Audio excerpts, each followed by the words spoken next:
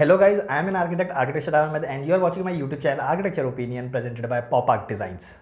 आज की इस वीडियो में बात करेंगे कि एक फ्रेशर आर्किटेक्ट जो होता है, जो अभी कॉलेज कंप्लीट करके ग्रेजुएट होके, चाहे वो मास्टर्स हो चाहे वो ग्रेजुएशन हो, ठीक है, कंप्लीट करने के बाद जब अपना फर्म ओपन करने का सोचते हैं, अपना खुद का फर्म ओपन करने का सोचते हैं, तो वहाँ पर वो फेल क्यों हो जाते हैं। मतलब कि वो इनका स्टार्टअप या जो बिज़नेस आप कह लो वो बंद क्यों हो जाता है, या बहुत हार्ड टाइम से वो लोग जनरली क्यों गुजर रहे होते हैं। मतलब कि ऐसा होता है कि उनको हमेशा ही डिफ़िकल्टी होती है प्रोजेक्ट्स लाने में, सर्वाइव करने में मार्केट के अंदर। तो ये चीज़ क्यों होती है, साथ ही साथ ये समझेंगे कि एक जो स्टूडेंट होता है जब वो आर्किटेक्चर करके निकलता है तो वो किस माइंडसेट से निकलता है और वो क्यों अपना एक स्टार्टअप नहीं कर पाता है। तो दो प्रॉब्लम की बात करेंगे। पहला प्रॉब्लम हो जाता है कि कोई भी स्टूडेंट जब एक आर्किटेक्ट बन जाता है तो वो क्यों अपना स्टार्टअप नहीं कर पाता है, और दूसरे सिनेरियो में बात करेंगे कि जब वो अपना स्टार्टअप कर भी लेता है तो मार्केट में सर्वाइव क्यों नहीं कर पाता है। इन दो क्वेश्चंस के आंसर मैं आपको दूंगा।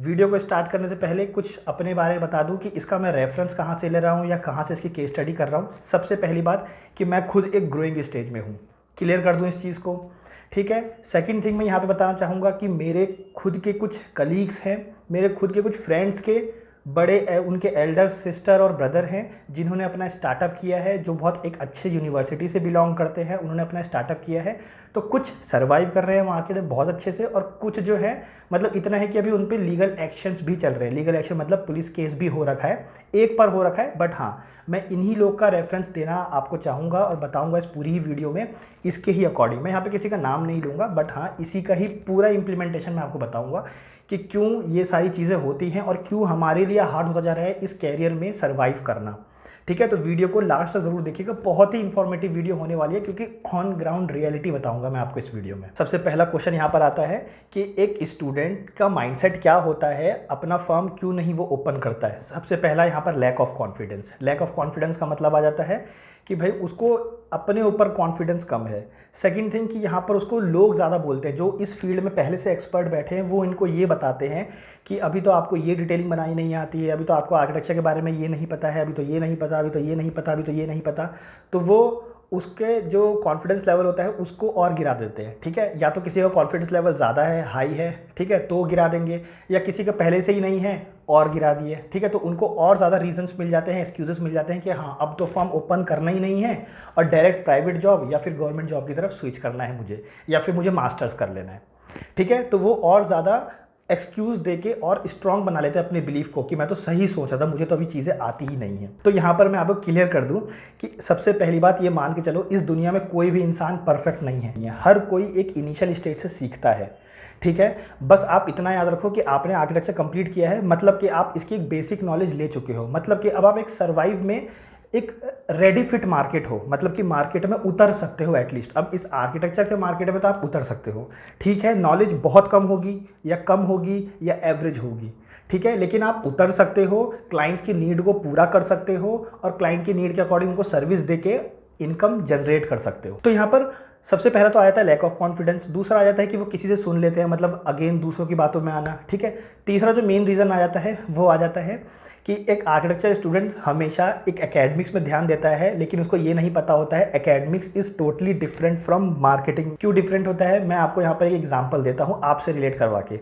जैसे मान लीजिए कि आपके पास कोई गरीब आया मांगने के लिए, कोई गरीब आया, आप कैसे डिसाइड करते हैं कि किसी को 10 रुपये देने हैं, किसी को 1 रुपये देने हैं, किसी को 5 रुपये देने हैं और किसी को 100 रुपये देने हैं। ये डिसाइड कैसे होता है कि कम किसको देना है, ज़्यादा किसको देना है, कैसे डिसाइड होता है।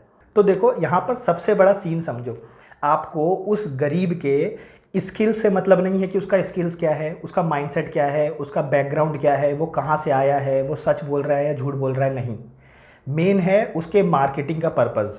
मार्केटिंग, वो अपने आप को कैसे आपको दिखा पा रहा है। वो जितना अपने आप को मजबूर दिखाएगा, आप उतना ही कनेक्ट करके उसको उतना ही पैसा देने के लिए मजबूर होगे, मतलब आपको लगेगा कि हाँ इसको ज़्यादा देना चाहिए, ठीक है। अगर आप देखो, मैं आपको इसका एक दो सिनारी बताता हूँ कि कुछ गरीब होते हैं जिनको एक्चुअली में ज़रूरत होती है पैसों की, जो सच बोल रहे होते हैं, और कुछ गरीब होते हैं जिनको उतनी नीड नहीं होती है और वो झूठ बोल के अपना काम निकालते हैं या वो इसको बिजनेस बना लेते हैं, ठीक है। लेकिन इनको मार्केटिंग करनी आती है। जो झूठ बोलते हैं वो मार्केटिंग पे ही ज़्यादा अर्न करते हैं, और जो सच बोल रहे हैं ना, वो तो सही कस्टमर तक पहुँच के उनसे मांग भी नहीं पाते, ठीक है, वो अपने आप को दिखा भी नहीं पाते। तो ये सारा खेल मार्केटिंग का है। अगर एक बिज़नेस की बात करूँ, एक ब्रांड की बात करूँ, तो ब्रांड का नाम नहीं लूँगा, लेकिन आप लोगों ने सुना होगा, पहले इस्तेमाल करो फिर विश्वास करो। अगर आपने ये जिंगल सुना है तो इस जिंगल में मैं आपको बता दूं कि वो जो बोलते हैं पहले इस्तेमाल करो फिर विश्वास करो, तो क्या पहले इस्तेमाल के लिए वो आपको फ्री में प्रोडक्ट दे रहे हैं कि पहले इस्तेमाल कर लो? नहीं दे रहे। इसका मतलब कि उस इस्तेमाल करने से पहले भी आपको विश्वास ही करना पड़ रहा है कि हाँ, मुझे इस पे पैसा लगा के इसको लेना चाहिए, उसके बाद मैं इस्तेमाल करूँगा, उसके बाद मैं उस पर विश्वास करूँगा, फिर सेकंड टाइम लूँगा। लेकिन उनका जिंगल आपके सबकॉन्शियस माइंड में ऐसे स्टोर होता है कि हाँ हाँ, पहले इस्तेमाल करके देख लेते हैं, फिर विश्वास करेंगे तो नेक्स्ट टाइम ले लेंगे। नहीं हुआ तो हमारा क्या जा रहा है, क्या ही पैसा ले लिया हमने, कितना ही हम लूट गए, कौन सा इसने हमें लूट लिया, 20-30 रुपये में क्या ही जाता है। आपके सबकॉन्शियस माइंड में ये आंसर आ जाता है, बल्कि आप ये सोचते ही नहीं हो कि पहले आप उस पर विश्वास कर रहे हो, फिर इस्तेमाल कर रहे हो, फिर विश्वास कर रहे हो। ठीक है, हर कोई इंसान अपना प्रोडक्ट जियो की तरह फ्री में नहीं दे सकता। इसका मतलब कि हर किसी को इनिशियली जीरो से अपने आप को सेलेबल बनाना पड़ता है। तो यहाँ पर आपको ये मानना पड़ेगा, एकेडमिक्स एक टोटली डिफरेंट है और जो आपका मार्केटिंग है वो टोटली डिफरेंट है। अब इसी से ही मैं सेकंड केस को भी, सिनेरियो को रिलेट करूंगा। ठीक है, सेकंड क्या हमारा क्वेश्चन था? सेकंड क्वेश्चन था कि स्टार्टअप क्यों नहीं रन हो पाता, या फिर किसी का बिजनेस क्यों नहीं रन हो पाता, या जिनका भी मैं आपको इसमें केस स्टडी बताने वाला हूं उनका क्यों नहीं हो पाया, या उन पे लीगल एक्शंस क्यों हुए, ये सब बताने की कोशिश करता हूँ। तो अब सेकंड क्वेश्चन की बात करते हैं कि स्टार्टअप क्यों नहीं रन कर पाता या क्यों नहीं हम सर्वाइव कर पा रहे। तो इसका सबसे मेन रीज़न है वो ये कि बहुत सारे जो मेरे फ्रेंड्स हैं, जो कलीग्स हैं, जो मेरे सीनियर्स हैं ना, मतलब मेरे फ्रेंड्स के सीनियर या उनके एल्डर ब्रदर और सिस्टर जो हैं, उनकी सबसे बड़ी गलती ये है कि वो एक बड़े यूनिवर्सिटी से पढ़ के आए हैं। बड़े यूनिवर्सिटी देखो, दिल्ली से पढ़ के आए हैं। सबसे पहले बता दूँ, दिल्ली में सबसे फेमस वो जो है कॉलेज है। ठीक है, सबसे फेमस, मैं कॉलेज का नाम नहीं लूँगा क्योंकि मैं यहाँ पे किसी को डिफेम नहीं करना चाहता, बट मैं बता दूँ कि उनका आधा ईगो जो वो यहीं पर क्रिएट हो जाता है। क्या कि भाई मैं तो एक बड़े यूनिवर्सिटी से आया हूँ, सबसे टॉप मोस्ट यूनिवर्सिटी से आया हूँ, टॉप मोस्ट कॉलेज से आया हूँ, तो मुझे तो प्रोजेक्ट्स मिलने ही मिलने हैं। मैं कहीं पर भी मार्केट पे अपना नाम लूँगा तो मेरे को प्रोजेक्ट्स मिल जाएंगे। मतलब अगर 2 लोग को अप्रोच करूँगा ना, तो एक तो मुझे अपना प्रोजेक्ट देगा ही देगा मेरे कॉलेज के नाम पर। ठीक है, बट मैं आपको बता दूँ 10%, मतलब 100 में से 10% लोग तो इस गलत फहमी में रहते हैं कि उनको कॉलेज के नाम पर मिल जाएगा या उन्होंने जो बैकग्राउंड में अचीव किया है उसके नाम पर मिलेगा। ठीक है, 10 आर्किटेक्ट इस गलत फहमी में रहते हैं। होता क्या है, देखो, मार्केट की कोई शक्ल नहीं है, मार्केट नहीं जानता आपने कितनी मेहनत की है। शाहरुख खान की मूवी देखने जाते हो, आप ये नहीं जानते कि शाहरुख खान ने कौन सी यूनिवर्सिटी से पढ़ाई की है, शाहरुख खान ने कितनी मेहनत की है। आप उस मूवी को अभी देख रहे हो, वो मूवी आपको अभी अच्छी लग रही है, कनेक्ट कर पाते हो, तो आप उसको पैसे देते हो टिकट के, नेक्स्ट टाइम भी जाने के लिए, मूवी देखने के लिए। तो यहाँ पर इससे बिल्कुल भी कोई रिलेशन नहीं है कि वो कौन सी यूनिवर्सिटी से आया, उसका बैकग्राउंड क्या है, उसके पेरेंट्स जिंदा है कि नहीं है, उसके पेरेंट्स ने कितनी मेहनत की है, उसने कितना हार्डवर्क किया है, इससे कुछ लेना देना नहीं है। हम अभी सर्विस लेने गए हैं, मैंने 350 रुपये मूवी टिकट के दिए हैं, मुझे वो मूवी अच्छी लगनी चाहिए, लगेगी तो मैं बैठूंगा, नहीं तो उठ के आ जाऊँगा। ठीक, सेम यही चीज़ होती है कि यहाँ पर 10% लोग इसी चीज़ के शिकार हो जाते हैं। किसके? कि भाई मैं एक अच्छी यूनिवर्सिटी से आया हूँ। बचे 50 से 60% जो बच्चे होते हैं, मतलब 10 तो इधर चले गए, 50 से 60 बच्चे वो इस ईगोइस्टिक पे बैठे रहते हैं, इस मतलब माइंडसेट को लेके बैठे रहते हैं कि आर्किटेक्चर ना दूसरे कोर्स से टफ है, तो हमने बहुत एक टफ कोर्स किया है, बहुत ही एक अच्छा कोर्स किया है। ठीक है, तो हमारी मेहनत ज़्यादा है, तो ये दूसरों को समझना चाहिए। अगर मैं कहीं पर भी सिर्फ इतना बोल दूँ ना कि मैं एक आर्किटेक्ट हूँ, आर्किटेक्ट शताब अहमद मेरा नाम है, ठीक है, और मुझे मैं आपका ये प्रोजेक्ट कर सकता हूँ और ना उस इंजीनियर से या उस कॉन्ट्रैक्टर से बेटर कर सकता हूँ। ठीक है, अब वो क्लाइंट बोले कि नहीं भाई मुझे तब भी नहीं लेना, तो आप क्या करोगे? क्लाइंट को ब्लेम करोगे या कहोगे कि पागल है कि मेरी बात नहीं समझ रहा। भाई आर्किटेक्ट की वैल्यू समझो कितना इंपॉर्टेंट है। ठीक है, हम उनसे अच्छा डिज़ाइन कर सकते हैं, लेकिन अगेन मैं आपको बता दूं कि ये भी एक हमारा ईगो ही होता है जो हमें आगे बढ़ने से रोकता है, हमें आगे उस एक्सेप्ट, मतलब कि अपने आप को एक्सेप्ट करने से रोकता है। आप ये क्यों मान के बैठते हो कि हम जो है वो बहुत ही टफ कोर्स करके बैठे हैं? हर कोई अपने लाइफ में कुछ ना कुछ टफ कर रहा होता है। किसी ने कोर्स टफ नहीं किया होता है, लेकिन वो अपने लाइफ से बहुत टफ सिचुएशन से गुजर रहा होता है। ठीक है, किसी के लिए कोर्स इजी होगा या कोई दूसरा ही इजी कोर्स लेके बैठा होगा, लेकिन उसके घर में फाइनेंशियली बहुत टफनेस चल रही होगी, फाइनेंशियली बहुत प्रॉब्लम चल रही होगी। ठीक है, तो टफ का कोई स्केल नहीं है कि ये कोर्स टफ है कि नहीं है, ये कोर्स बहुत हार्ड है कि नहीं है, दूसरे कोर्स से हार्ड है कि नहीं है, हमारी वैल्यू करो कि नहीं करो, ऐसा कुछ नहीं है। ठीक है, तो 10% यहाँ चले जाते हैं, 50% लोग यहाँ पर आ जाते हैं। 10% आ जाते हैं कॉलेज के नाम पर, ठीक है, कि एक अच्छी यूनिवर्सिटी से हमने कर रखा है। 50% आ जाते हैं कि भाई हमने तो बहुत टफ कोर्स कर रखा है, ठीक है, हमारी तो ये कोर्स ही टफ है, हम कहीं भी अपना आर्किटेक्ट का नाम ले लेंगे तो हमें बस वो प्रोजेक्ट मिल जाएगा। तो ये सबसे 2 मेजर मिस्टेक हो जाती है। ठीक है। अब यहाँ पर बात करते हैं कि फिर प्रोजेक्ट्स क्यों नहीं मिलते। मान लो कि एक इंसान है, दो फर्म है, ठीक है, एक ए फर्म ले लेते हैं, एक बी फर्म ले लेते हैं, ठीक है। ये डिज़ाइन अच्छा कर पा रहा है और ये डिज़ाइन बिल्कुल भी अच्छा नहीं कर पा रहा, ठीक है। ये भी कैसे डिसाइड होगा कि ये अच्छा डिज़ाइन नहीं कर पा रहा, ये डिज़ाइन कर पा रहा है। सबसे पहली बात, दोनों के पास प्रोजेक्ट्स तो आने चाहिए ना। प्रोजेक्ट्स आएंगे, क्लाइंट उनके पास आएगा, इन दोनों के पास, इनसे सर्विस लेगा, फिर क्लाइंट बताएगा कि हाँ भाई अब इनको रिव्यू अच्छा दे कि नहीं दे, है ना। तो ये सब किस पे डिपेंड करता है, पहले क्लाइंट आने चाहिए, मतलब कि पहले आपको मार्केटिंग करनी पड़ेगी। पहले जब तक आप मार्केटिंग नहीं करोगे, चाहे माउथ टू माउथ करो, चाहे डिजिटल मार्केटिंग का इस्तेमाल करो, वो आप पर डिपेंड करता है। बट द थिंग इज कि जब तक आप मार्केटिंग नहीं करोगे तो आपके पास क्लाइंट ही नहीं आएंगे। जब क्लाइंट ही नहीं आएंगे तो अच्छे और बुरे की बात तो आती ही नहीं है, जजमेंट आता ही नहीं है कि कौन अच्छा है कौन बुरा है, किसको डिटेलिंग ज़्यादा आती है। मान लो इसको डिटेलिंग बहुत ज़्यादा आती है, ये परफेक्ट है, रेडी टू फिट है मार्केट में, बहुत अच्छा जानता है, बहुत अच्छा डिज़ाइन करता है, लेकिन मार्केटिंग नहीं आती तो प्रोजेक्ट्स ही नहीं आएंगे। प्रोजेक्ट्स नहीं आएंगे तो जजमेंटल नहीं, मतलब लोग इनको जज ही नहीं करेंगे, रिव्यू ही नहीं देंगे, माउथ टू माउथ इनके मार्केटिंग ही नहीं हो पाएगी। समझ रहे हो, वही ये है। अब ये क्या कर रहा है कि बहुत ख़राब है, नहीं जानता है, ठीक है, मार्केटिंग में उतना नहीं जानता। पहली बार कोई क्लाइंट आया, ठीक है, अब इसको मार्केटिंग करना आता है, मार्केटिंग करना आता है तो उसने एक क्लाइंट लिया है, मान लो उसका काम ही अच्छा नहीं कर पाया, फिर दूसरा क्लाइंट लेके आएगा, ठीक है, क्योंकि मार्केटिंग करनी आती है, उसको भी कुछ मान लो झूठ बोल दिया, फिर उसको भी लेके आएगा, उसका भी काम अच्छा नहीं कर पाएगा। करते करते एक टाइम के बाद ऑटोमेटिकली परफेक्ट बन जाएगा। क्यों परफेक्ट बन गया? क्योंकि वो मार्केट को जानने लग गया धीरे धीरे, ठीक है, मार्केटिंग आती थी, प्रोजेक्ट्स लाने लग गया, धीरे धीरे जानने लग गया कि मार्केट में कैसे सर्वाइव करना होता है, कैसे चलना होता है, ठीक। तो अब मैं आपको यहाँ पे बताऊँ कि लोग मार्केटिंग में प्रोजेक्ट्स क्यों नहीं ला पाते। मेरे जो फ्रेंड्स हैं उनमें सबसे बड़ी गलती क्या करते हैं, जो मतलब मेरे जो फ्रेंड्स के एल्डर ब्रदर सिस्टर हैं या जो भी मैं मार्केट में देख रहा हूँ जनरली, सबसे बड़ी गलती क्या करते हैं कि जब क्लाइंट उनके पास आ भी जाता है, अगर क्लाइंट उनके पास आ भी जाता है तो क्लाइंट ना जनरली उतना स्कोप नहीं देता है आपको काम करने का, ठीक है। क्लाइंट हमेशा कुछ ना कुछ अपना एक रेफरेंस लेके आता है, भाई मुझे तो ऐसा घर चाहिए, मुझे तो ऐसा मॉल चाहिए, या कोई गूगल में एक एलिवेशन लेके आएगा, मुझे तो ये चाहिए, ठीक है। अब जो इस माइंडसेट के लोग होते हैं, जो इस टाइप के कि भाई मैंने तो एक अच्छी यूनिवर्सिटी से पढ़ाई की है या मैंने तो बहुत टफ पढ़ाई की है, ठीक है, जो 10% या 50% वाले लोग हैं, वो क्या करते हैं, वो कहते हैं कि क्लाइंट को समझाने की ये कोशिश करते हैं कि भाई हम आपको अच्छे से गाइड कर पाएंगे, हम आपको अच्छे से सर्विस दे पाएंगे, एक बार हमारी सुनो तो सही, करो तो सही। क्लाइंट आपके सुनने को रेडी है, लेकिन वो सिर्फ आपको 25% ही वर्क देने की कोशिश कर रहा है, मतलब स्कोप ऑफ वर्क जो है ना वो 25% है, बाकी वो 75% पहले से डिसाइड करके आया कि मुझे तो ऐसा ही घर चाहिए। बाकी उसके अंदर आप सिर्फ अपना 25% ही अपना मसाला डाल पाओगे, मतलब अपना डिज़ाइन डाल पाओगे, ठीक है। लेकिन आपका ईगो बीच में आया था कि अरे भाई मैं समझाने की कोशिश कर रहा हूँ, फिर आप क्या करोगे, अब आपको प्रोजेक्ट्स तो चाहिए तो आप प्रोजेक्ट्स ले लेते हो, लेकिन उसको मन से काम नहीं करते हो। मन से काम मतलब कि उस प्रोजेक्ट को निकाल रहे हो, अरे हाँ यार एक प्रोजेक्ट आया है लेकिन उसमें ज़्यादा कोई काम नहीं है, तो ना मैं तो बस कर दे रहा हूँ इस प्रोजेक्ट को, क्योंकि भाई प्रोजेक्ट तो करना ही है ना, पैसे तो कमाना ही है ना, तो आप उसको मन से नहीं करते।